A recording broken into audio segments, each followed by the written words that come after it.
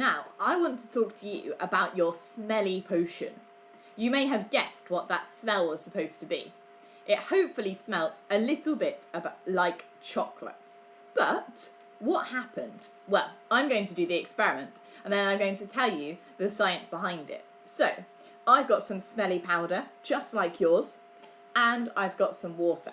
And what I'm going to do is I'm going to mix them together in a moment. Just before I do though, let's talk about what this powder is. Some of you may have noticed, if you've done some of our other kits, that it was quite similar to the raisins and fizzy powder that we used back in our magic science kit. And that's because it was some of the same chemicals. So it's a mixture of bicarbonate of soda, citric acid, and a bit of smell as well. Now the whole point of the bicarbonate of soda and citric acid is that bicarbonate of soda has something trapped inside it called carbon dioxide. It's the same thing that is trapped inside our popping candy, and it's a gas. That's inside the bicarbonate of soda. It sounds a little bit strange, but it is really in there.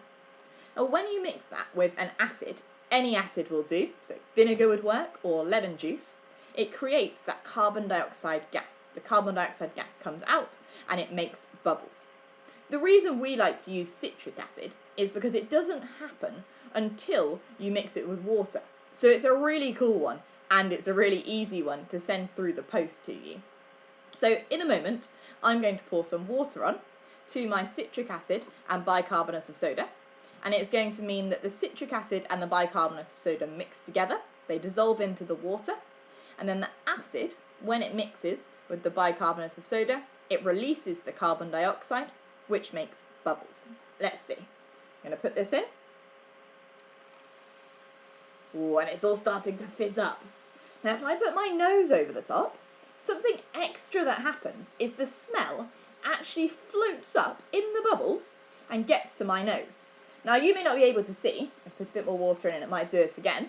The bubbles are down here, but some of the gas is actually floating up to the top of the cup and out into this air here. You can't see it because carbon dioxide gas is invisible, but it is happening.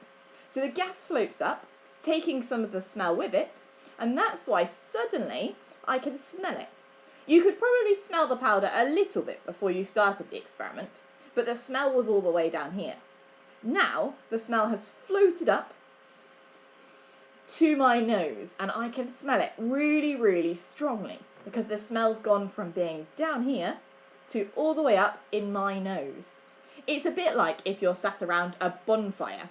Sometimes if the wind is blowing in the other direction, you don't really smell the bonfire very much because the smell is being taken away from you.